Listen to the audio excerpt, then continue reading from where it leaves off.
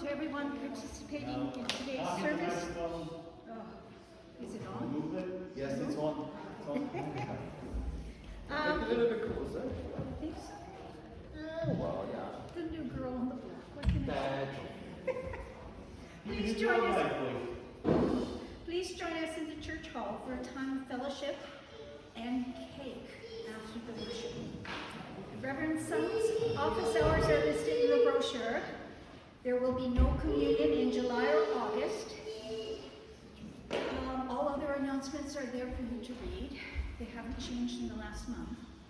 Prayers are unseen yet powerful. Please remember and continue to pray for Ukraine and other areas of the world in crisis, including the fire disaster areas in Canada. Donations may be designated on your envelope and sent directly to PWSD, indicating your church.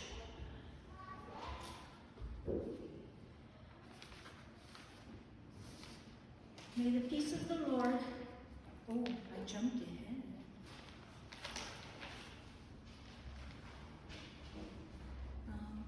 Please join me in the responsive call to worship. To you, O God, we lift our hearts. Listen to our voices and answer. The Lord is good and forgiving, abounding in steadfast love. God is wondrous in ages of grace and mercy. So let us glorify God's holy name. We come to worship God in love and loyalty. Our opening hymn is Great is Thy Faithfulness.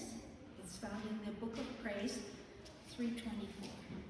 Please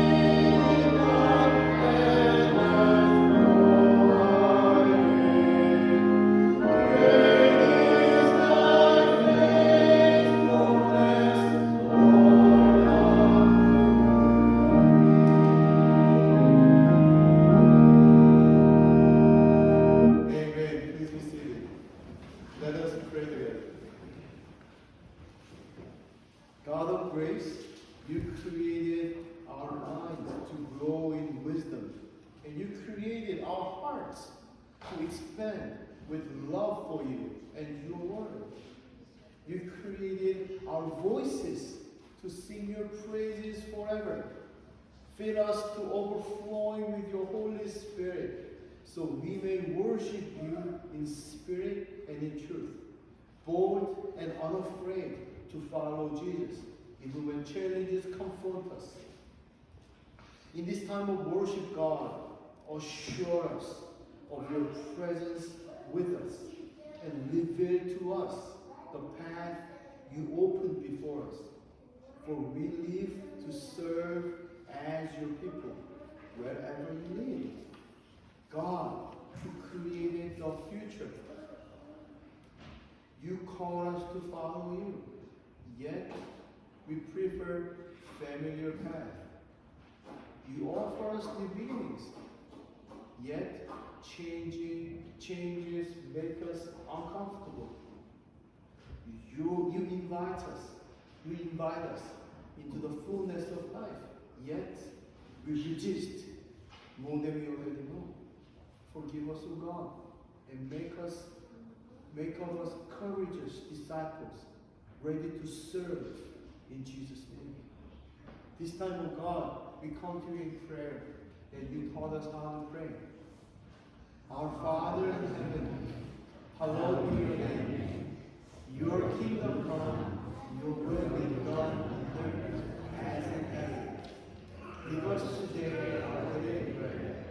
Forgive us our sins as we forgive those who sin against us. Save us from the time of trial and deliver us from evil. For the kingdom, the power, the glory are yours, now and forever. Amen. Morning, dear friends, sisters and brothers in Christ. In Christ, we are a new creation. The old life is gone, and the new life has come. Trust that God loves you and forgives you. Do not be afraid to make a new start. Thanks be to God. May the peace of the Lord be with you. And also with you.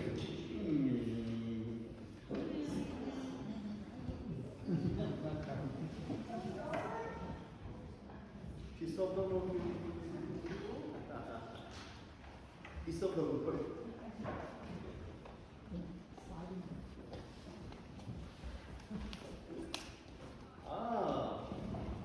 Now it's time for these little young people. Can I speak? Oh, yes, please. Sometimes I feel like I'm a shepherdess, getting the children into where we want them. It's been a real privilege this year to work with these young people. We have 6 on our roll. We have 4 here today, 4 boys. We now have 1 girl on the roll that hasn't been out for the last couple of weeks. Today we also have 2 guests, 2 young girls, so that changes the dynamics of the class very greatly, let me tell you. But it's been a real pleasure to work with them this past year. I think they've learned a lot. At least at Christmas time, hopefully between January and now they did, but at Christmas time when they knew the Christmas story so well, I think they've learned other things. Does any one of you 4 want to say one thing that you learned this year? No. 3 words. Yes, David? Yes, right. God loves me, right. Yes, John? Yes. Okay, I'm going to ask them to come up here. I've got certificates of participation for them for the year.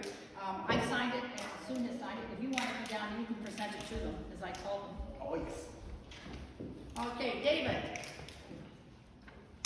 David, come. That's your certification.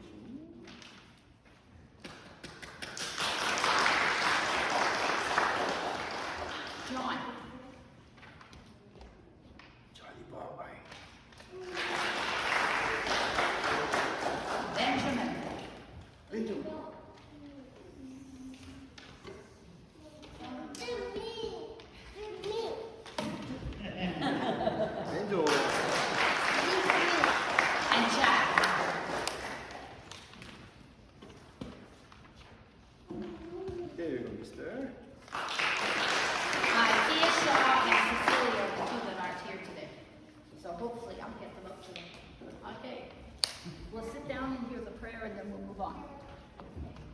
Thank you so much, Anne, for your work and for 2 days.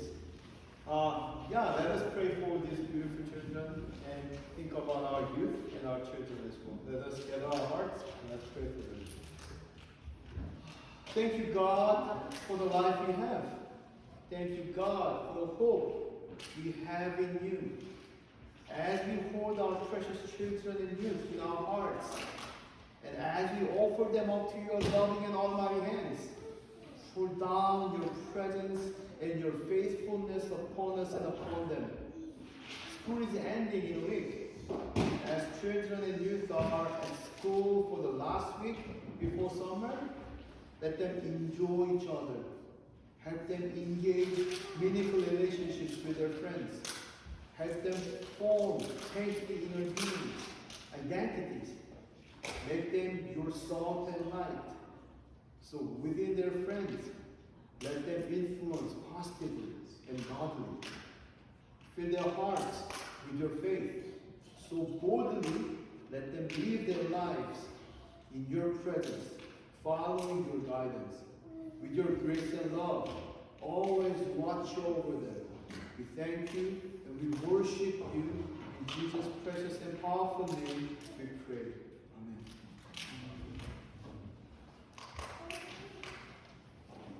Our next theme is 630.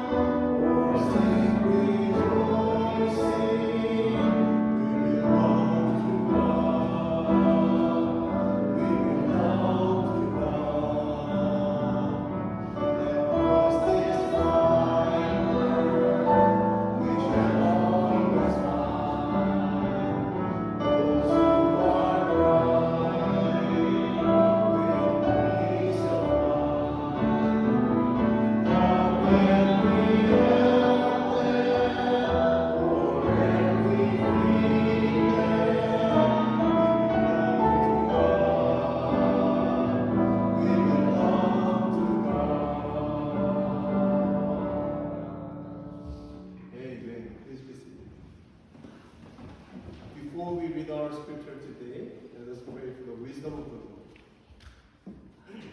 God of wisdom, open our minds to your truth and open our hearts to your love and open our hands to do your will as we listen to the scriptures. With your Holy Spirit, equip us to follow Jesus, who is your living word. In Jesus' precious name we pray. Amen.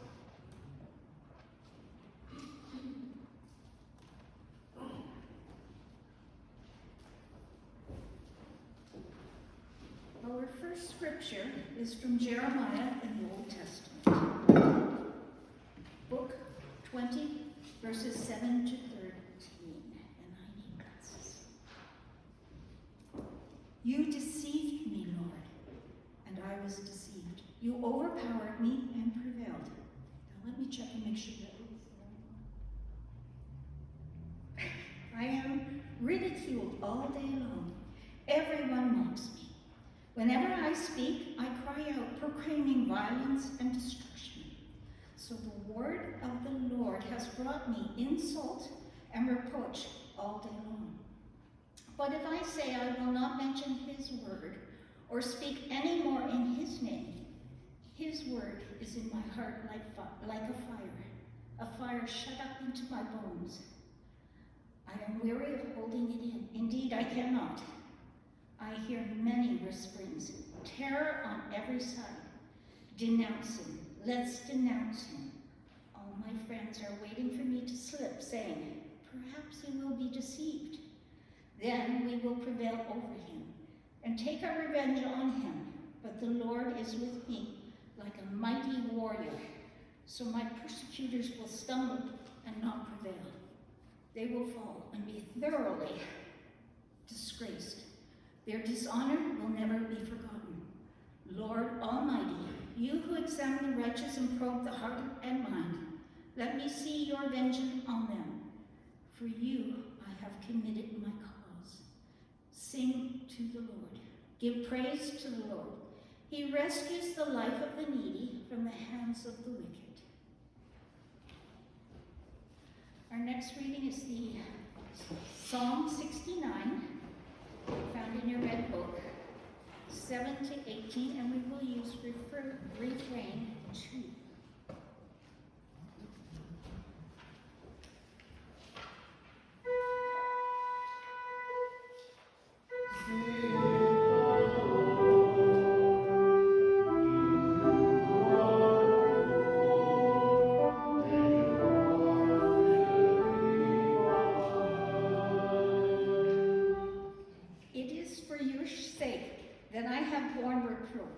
That shame has covered my face. I have become a stranger to my neighbor, and alien to my mother's children. It is zeal for your house that has consumed me. The insults of those who insult you have fallen on me. When I humbled my soul with fasting, They insulted me for doing so. when I made sackcloth of my clothing, I became my idol to them. I am the subject of gossip for those who sit in the gate. And the drunkards make songs about me. But as far from me, my prayer is to you, O Lord, at an acceptable time, O God. In the abundance of your steadfast love, answer me. With your faithful help, rescue me from confusion in my mind. Let me be delivered from my enemies and from strategic waters. Do not let the floods sweep over me, or the deep swallow me up, or the pit close its mouth over me. Answer me, O Lord, for your steadfast love is good. According to your abundant mercy, turn to me. Do not hide your face from your servant, for I am in distress. Make haste and answer me. Draw near to me, redeem me. Set me free because of my enemies.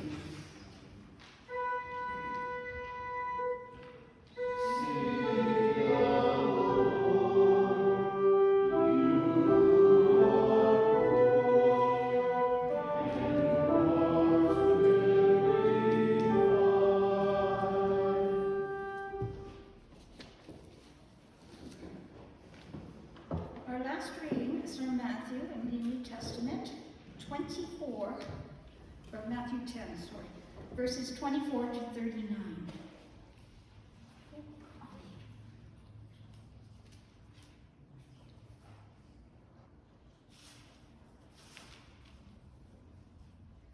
The student is not above the teacher, nor the servant above his master. It is enough for students to be like their teachers, and servants like their master. If the head of the house has been called to Beelzebub, how much more the members of his household? So do not be afraid of them. There is nothing concealed that will not be disclosed, or hidden that will not be made known. What I tell you in the dark, speak in the daylight. What is whispered in your ear, proclaim from the roofs. Do not be afraid of those who kill the body, but cannot kill the soul. Rather, be afraid of the one who can destroy both soul and body in hell. Are not 2 sparrows sold for a penny? Yet not one of them will fall to the ground outside the Father's care. And even the very hairs of your head are all numbered. So don't be afraid. You are worth more than many sparrows. Whoever acknowledges me before others, I will be acknowledged before my Father in heaven. But whoever disowns me before others, I will disown before my Father in heaven. Do not suppose that I have come to bring peace to the earth. I did not bring peace, but a sword. I have come to turn a man against his father, a daughter against his mother, a daughter-in-law against her mother-in-law. A man's enemies will be members of his own household. Anyone who loves their father or mother more than me is not worthy of me. Anyone who loves their son or daughter more than me is not worthy of me. Whoever does not take up their cross and follow me is not worthy of me. Whoever finds their life will lose it. Whoever loses their life for my sake will find it. These are our readings for today. This is the word of God. Thanks be to God. Thank you so much, Deborah. You did very well. Thank you. First time. Yeah, I almost could have. Thank you.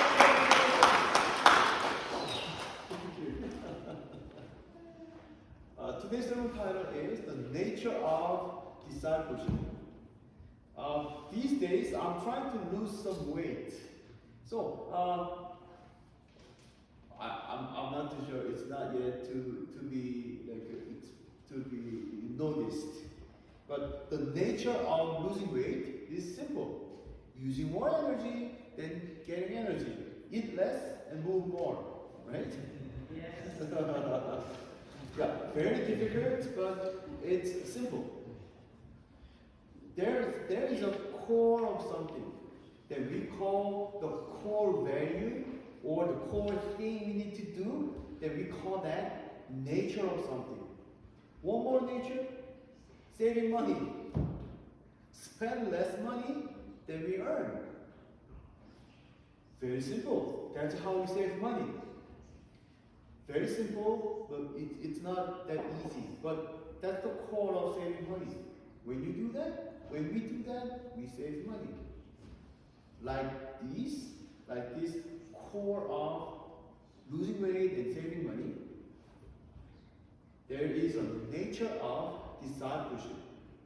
First of all, what is a disciple? Disciple is a person who follows some value or a teacher. We hear the disciples of Jesus all the time. When you say someone is a disciple of something, then what kind of impressions do we get? Oh, he is committed to something. She is focusing on something with passion. Right? So we understand that a disciple is someone who pours out his or her life into some important value, some certain value. A disciple pours out his or her life into something. Jesus called his disciples and traveled and lived together. Why did he call his disciples? When a teacher gathers disciples, what does that mean? What's the purpose? The teacher wants to teach important value to his or her disciples, students. Jesus, for 3 years, lived, ate, walked, and taught with his disciples, traveling many places. Imagine you are one of the disciples of Jesus. Jesus wanted to continue his teaching in the wilderness, but it's about the evening. It's about sunset. Would you be able to say something to Jesus like this? Jesus, it's about evening. We should let them go home. It's too late. It's too tiring for them. And they need to eat their dinner as well.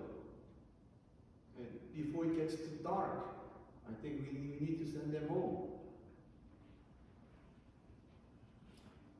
Our comment could be accepted by Jesus or not. This means we do not have control over the teacher.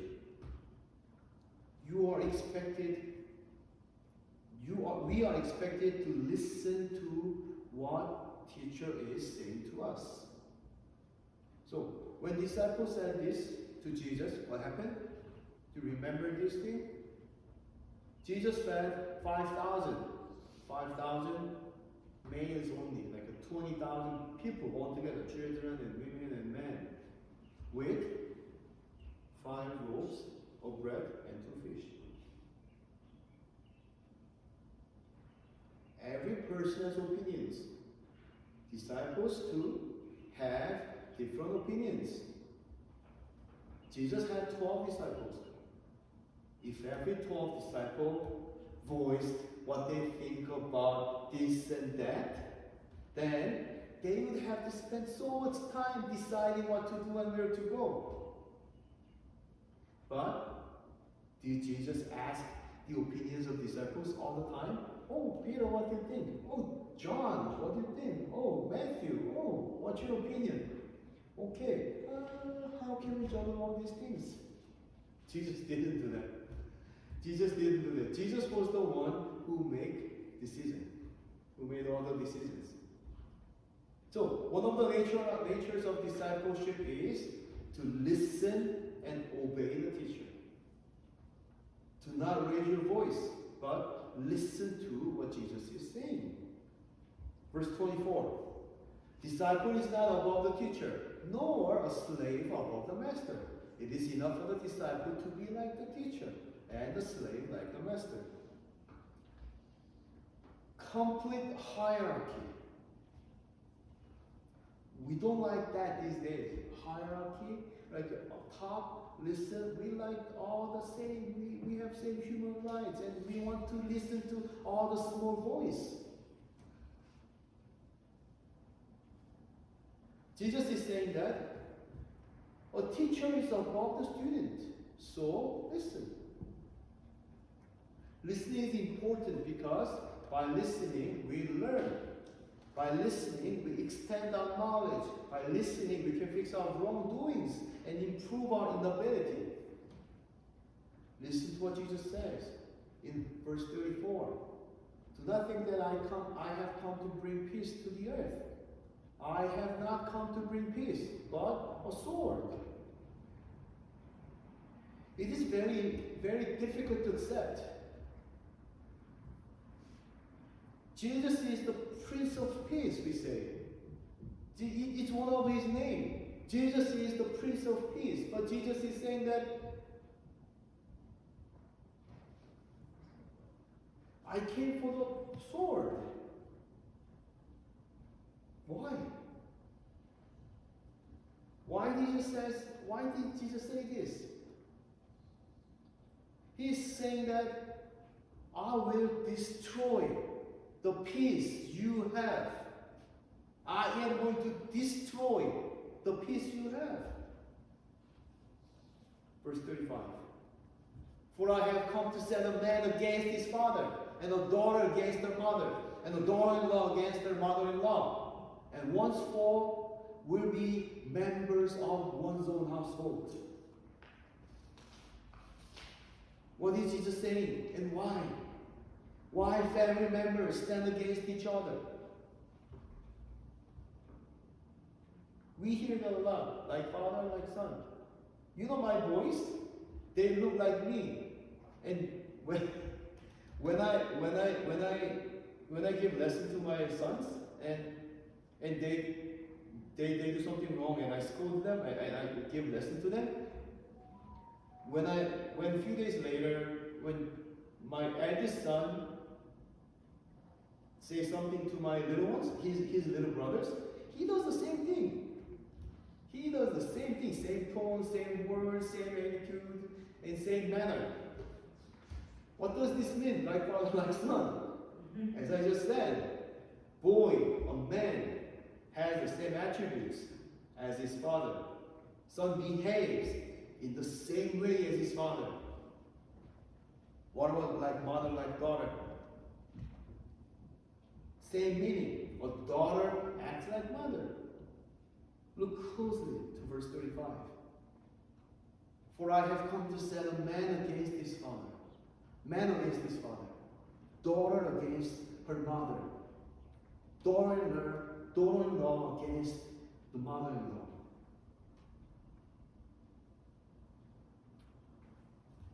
Tradition, habits, values are coming from upper generations. As we take them, we take it very, very serious.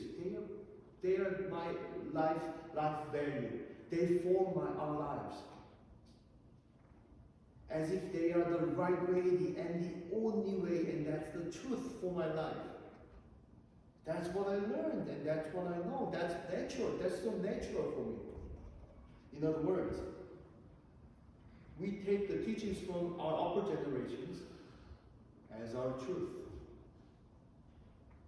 The disciples have their own values, their own opinions, their habits, their traditions, their life value, their life thoughts, their life manner.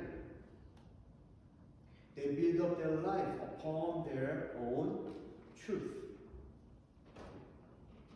But Jesus does not allow them to bring out their own opinions, which they firmly believe, and that's the only truth for them.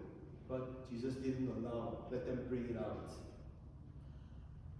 Jesus did not come to bring peace to the world within them, with their own culture, with their own tradition. Instead, Jesus came to bring peace between God and people. In order to do that, we need to follow Jesus. In order to do that, what we need to do, we need to follow Jesus. We need to listen to Jesus. His teaching, His truth. If we follow the teachings of our upper generations, our traditions,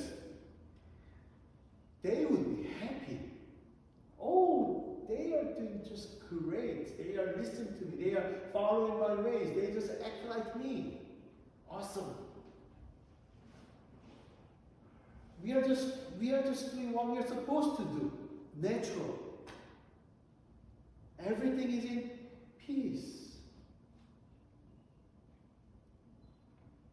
But we might not be in peace with God. I love the Bible, but today's scripture was my least favorite. When I chose this passage, when I came, we are following the church calendar, lectionaries. So when I found this scripture in the lectionary, I thought, oh, that's challenging. I did not like this passage, and I didn't know what this means. But, oh, that's an interesting challenge. Let's dig it out. Let's study it. So I picked today's passage, and I loved it, and I learned the core value of the discipleship of Jesus from this passage. Traditions are important and valuable. They are beautiful, but it's not more important. It's not more important than the truth of Jesus. Matthew 5:17. I do not think that I have come to abolish the law or the prophets. I have come not to abolish, but to fulfill. It is parallel to verse 34. I edited it but didn't say it. Verse 34. You go back to verse 34. Verse 34. Do not think that I have come to bring peace to the earth. I have not come to bring peace, but a sword.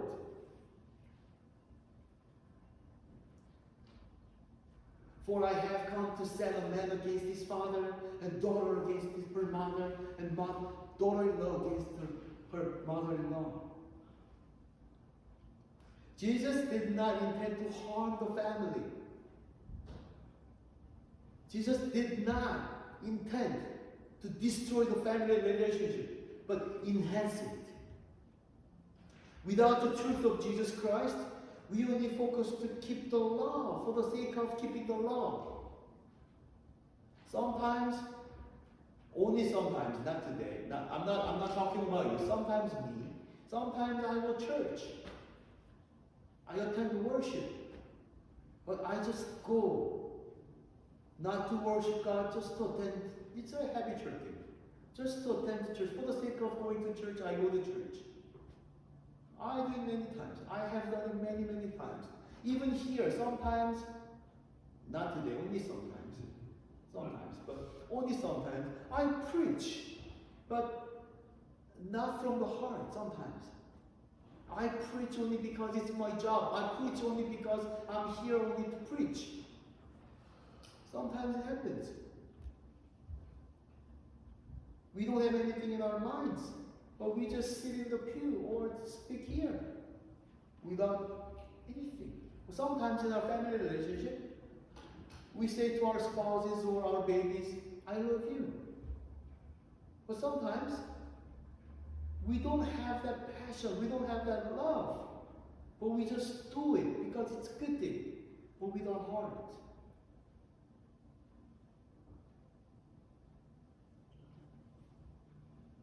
In the same way, we keep what's handed down to us from our upper generations. Our father, our mother, our mother-in-law, our parents-in-law. Jesus came to break the bondage. And Jesus came to free us from them. John 8:31 and 32. Then Jesus said to the Jew who had believed in him, if you continue in my word, you are truly my disciple. And you will know the truth. And the truth will make you free. What a great promise. But you know what the Jew answered to Jesus? This is verse 31 and 32, and I'll read verse 33. Jew answered him, we are the descendants of Abraham and have never been slaves to anyone. What do you mean by saying you will be made free? What are you talking about? I have never been on bondage. I have never been slave to anything. I was bound to anything. I was always free. Well, what are you talking about? Their minds are so attached to their traditions and the teachings from their laws. We are captured in the box of our learning, our previous experiences. We fail to see beyond. Jesus, the Son of God, came to us and grabbed our hands and pulled out from the box, from the law of the world. But we are resisting to follow Jesus. We are following Jesus, but we love it. This is mine. I'm so comfortable with it. I'm so used to it. I cannot leave it.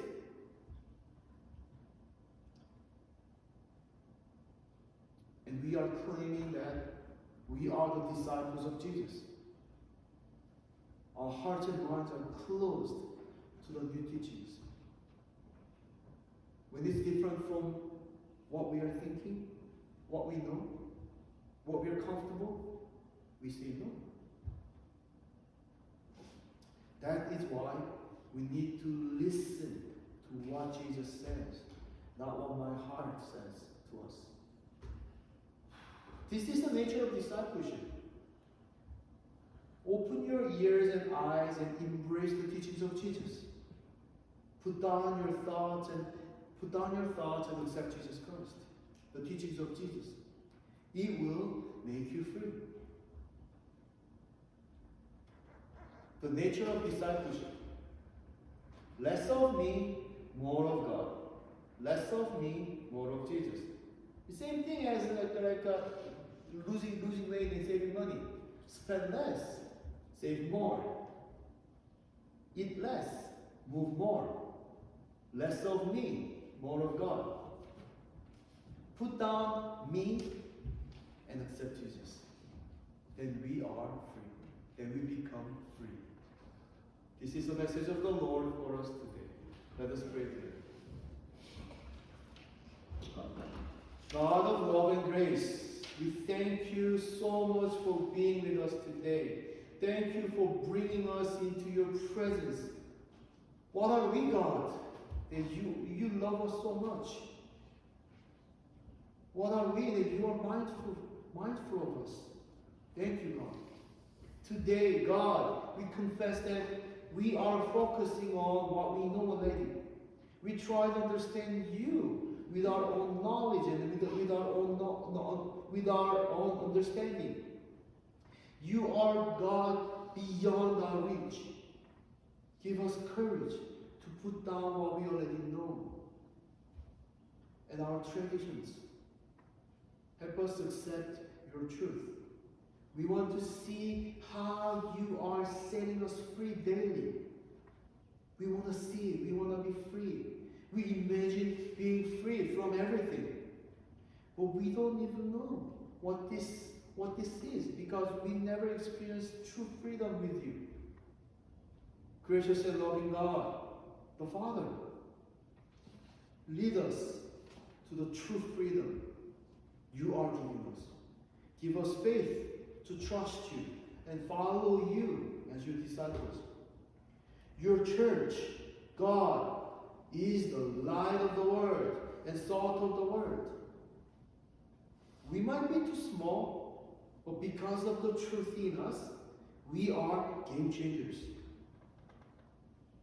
Help us shine your light through our lives. Help us make differences in our world, in our surroundings. We embrace and pray for this world. We hear selfishness and sin all the time. Have mercy upon us, God.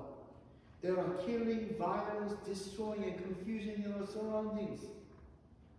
Pour out your light and salt to the world. Let us join your movement, making this world a better place. And help us follow you. And help us follow your guidance. Use us, God. There are prayer needs in our church members. You know our heart's desires. Gracious God, listen to our prayers and grant our prayers. This time, let us pray for our congregation or people we know, our family. Let us come to God with our prayer needs. Like 10 minutes, like 1 minute, 1 or 2 minutes. Let us silently pray together.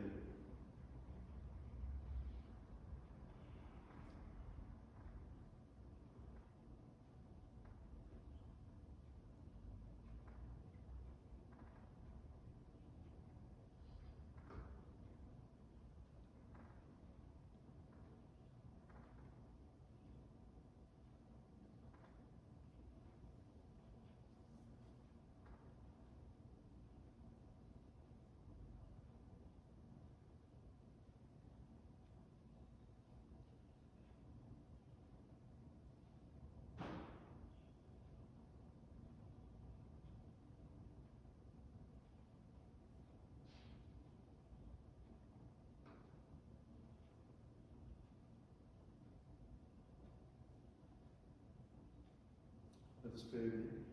Loving God, thank you for listening to our prayers. Faithful Father, We trust you. Hold our hands and walk with us all through our lives. In Jesus' precious and wonderful name we pray. Amen. This is time for offering. Around us, the gifts of God's good earth appear in fields and gardens, speaking of God's goodness to us.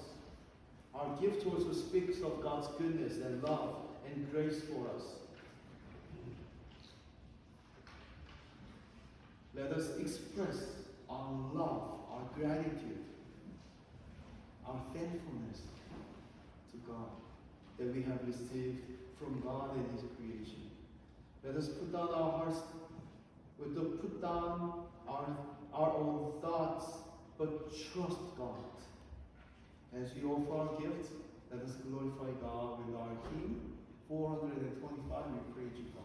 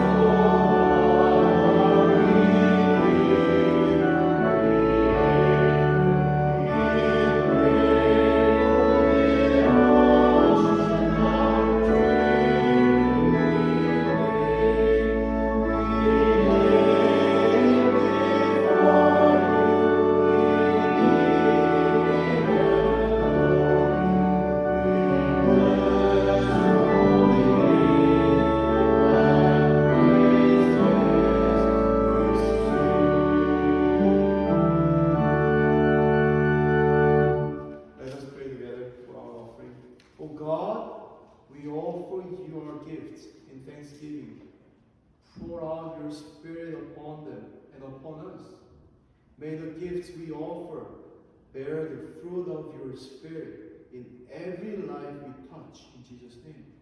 Free us from your truth. In Jesus' precious name we pray. Amen. Our closing hymn today is 665, Powerful Foundation.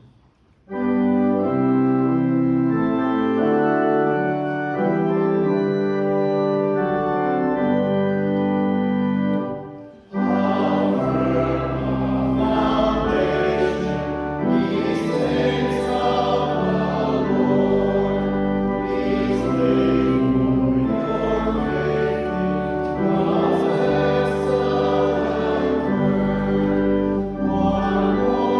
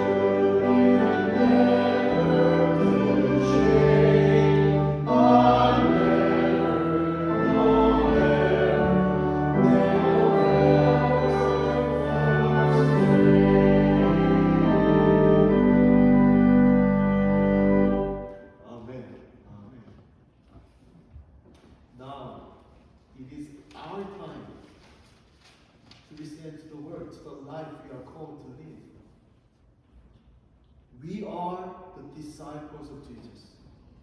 We are to listen to what Jesus is saying to us, and we are to follow the steps of Jesus. In order to do that, we need to put down what we have in our hearts and fill our hearts with the teachings of Jesus. This is the promise of God. The truth will set you free. Let us become bound to Jesus alone and be free. May the grace of our Jesus Christ and the love of God and the intimate fellowship of the Holy Spirit be with us all, now and always.